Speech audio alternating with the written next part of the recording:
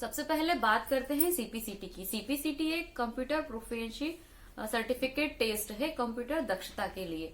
MP government में आजकल हर exam में या मैक्सिमम जो वन डे एग्जाम है उनमें सीपीसीटी मांगा जाता है।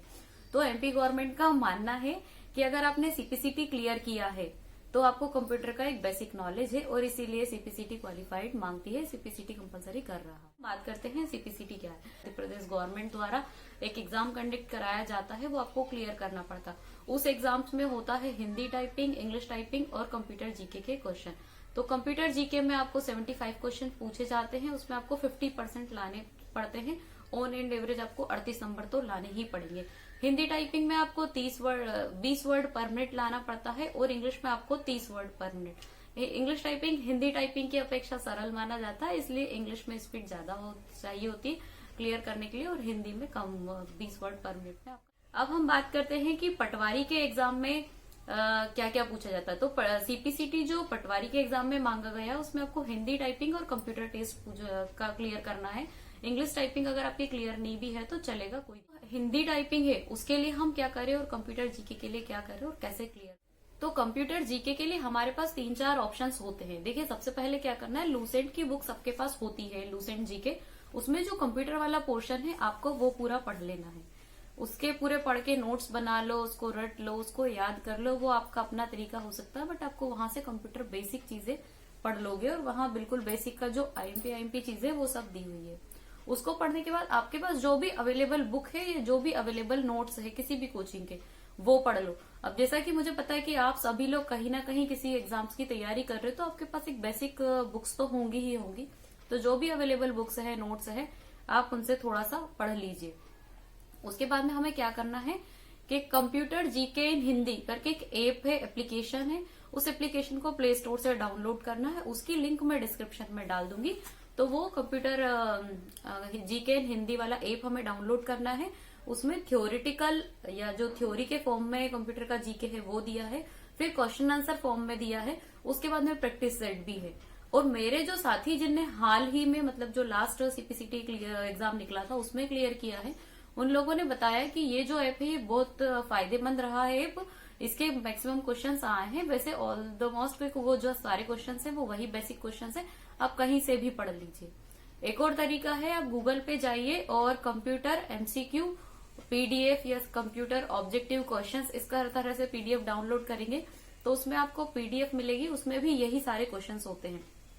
एक और तरीका है, आप यूट्यूब पर जाके एमसीक्यू कंप्यूटर एमसीक्यू सर्च करेंगे तो भी 1000 जो एमसीक्यू है वो मिल जाएंगे। ये मैंने पहले भी बताया है कि इस तरह से हम ऑब्जेक्टिव क्वेश्चंस कर सकते हैं। तो ये जो 4-5 तरीके मैंने बताया इसमें से अगर आप करेंगे तो बहुत सारे क्वेश्चंस रिपीट होंगे मतलब याद होंगे। कहीं ना कहीं गवर्नमेंट एग्जाम में जो चीजें हैं हमारा रिवीजन बहुत काम आता है। तो ये रिपीटेशन रिवीजन जो होगा आपका, इससे आपका बहुत सारे क्वेश्चंस याद हो चुके रहेंगे। तो इस तरह से हमें कंप्यूटर जीके में करना है हिंदी टाइपिंग। अब हिंदी टाइपिंग हम कैसे करें, देखिए अगर आप सेल्फ करना चाहते हो तो सेल्फ भी कर सकते हो और कोचिंग से करना चाहते हो तो कोचिंग से भी कर सकते हो। बट जैसा कि मेरा मानना है पर्सनल कि अगर हम कोई चीज सेल्फ स्टडी से करते हैं तो हमें थोड़ा सा टाइम ज्यादा लगता है। अगर हम किसी कोचिंग से करते हैं तो उसमें हमें टाइम कम लगता है। क्यों? क्योंकि जब सेल्फ स्टडी करोगे तो आप खुद सीखोगे, फिर गलतियां करोगे, फिर उन गलतियों से सीखोगे, फिर गलतियां करोगे, फिर सीखोगे। और अगर हम कोचिंग से करते हैं तो जो कोचिंग में बंदा है वो एक्सपीरियंस्ड है, उसने ये सारी गलतियों से सीख चुका है, तो वो हमें काम की चीजें सिखाएगा और क्या क्या गलतियां नहीं होती है वो नहीं करने देगा। तो मेरा सजेशन ये है कि आप एटलीस्ट 1 महीने की कोचिंग लगा लेना।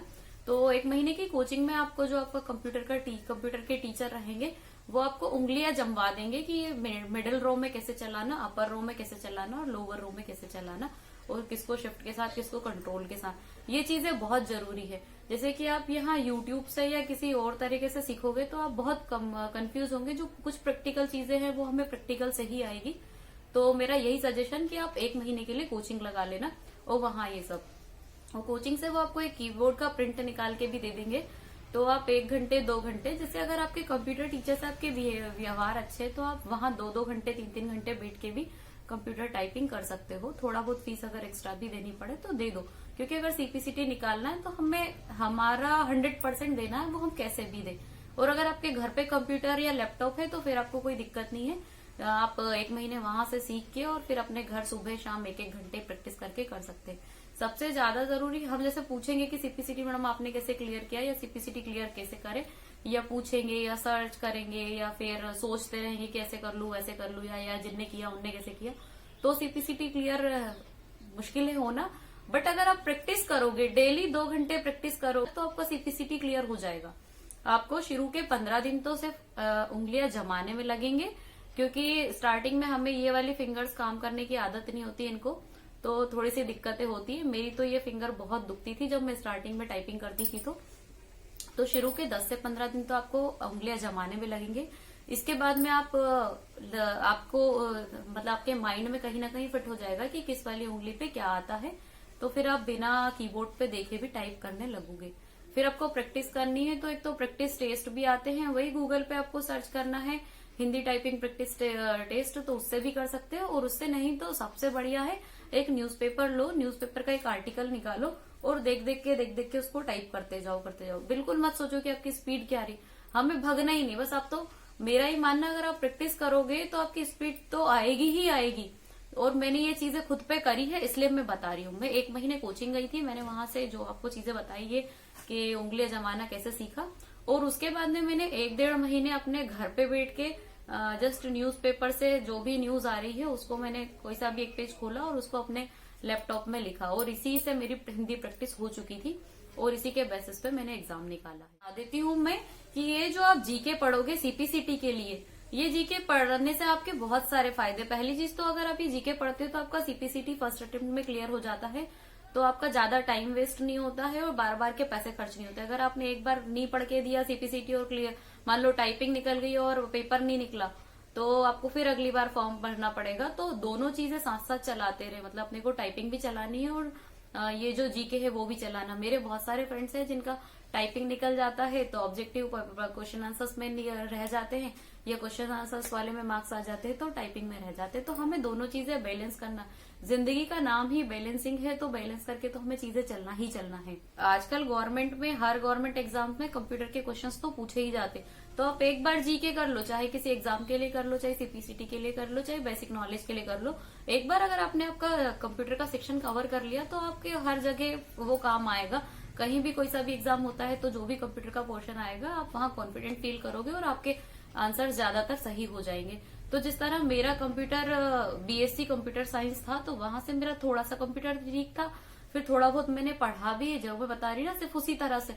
ऐसा कोई नहीं कि एक बुक पढ़ ली घोट ली और मेरे को पूरा समझ में आ गया, ऐसा नहीं। थोड़ा थोड़ा जहां से जैसे मिल गया, कुछ ऑनलाइन मिल गया, कुछ ऑफलाइन मिल गया, कोई क्वेश्चन पेपर में मिल गया, जैसे भी, तो एक बेस बन जाता है। और ओवरऑल जो मैं बता रही ना, मान लो कि आपके 300 क्वेश्चन ऐसे होंगे, 200-300 क्वेश्चन ही के वही रिपीटेशन में आते हैं, और उसी से रिलेटेड एक दूसरे की चीजें होती है, और वही सारा सिलेबस है। इनपुट डिवाइस, आउटपुट डिवाइस, तो जनरेशन कंप्यूटर की, तो मतलब ये जो नॉर्मल चीजें हैं, कुछ की शॉर्टकट कीज है, या वो फैक्ट वाले जो 1 लाइनर फैक्ट आते हैं, यही सारी चीजें आती। तो एक बार आप कहीं से भी कवर कर लीजिए, वो फिर आपको हमेशा काम आए। ज्यादातर व्यूअर्स का पूछना था कि इस बार जो वैकेंसी आएगी अगली पटवारी की, उसमें सीपीसीटी मांगा जाएगा कि नहीं, या पीजीडीसीए पहले से मांगा जाएगा कि नहीं। तो मैं आपको बता दूं, इसके बारे में मुझे कोई जानकारी नहीं है, ना पहले थी।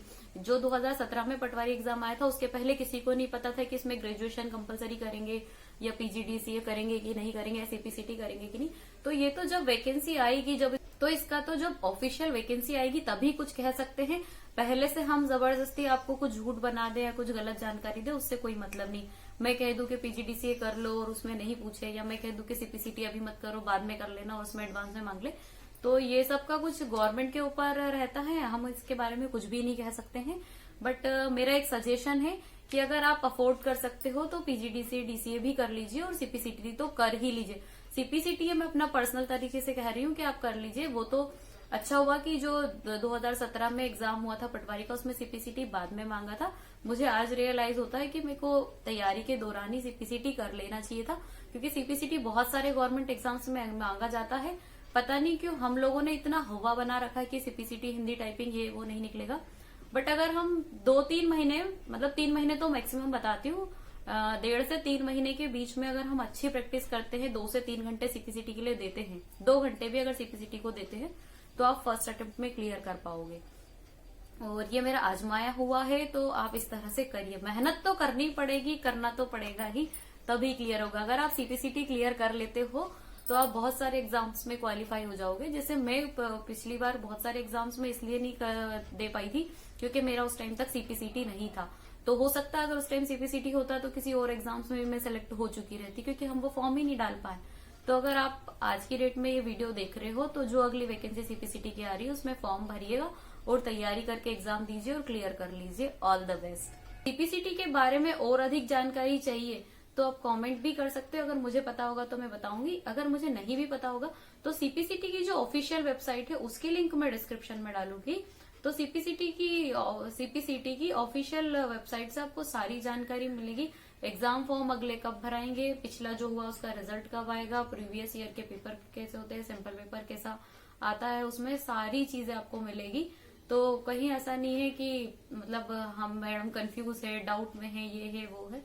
बाकी एग्जाम तभी निकलेगा जब आप प्रैक्टिस करोगे। ऐसे वीडियोस देखोगे तो एग्जाम क्लियर नहीं होगा। यहाँ से सिर्फ आपको आइडियाज मिलेंगे बस, और उस आइडिया पे काम आपको करना है, तब जाके आप सक्सेसफुल हो पाओगे, तब जाके आप कोई एग्जाम क्लियर कर पाओगे। आई होप कि ये वीडियो आपको हेल्पफुल रहा होगा। ऐसे ही और वीडियो को देखने के लिए चैनल को सब्सक्राइब कीजिए। Bye bye.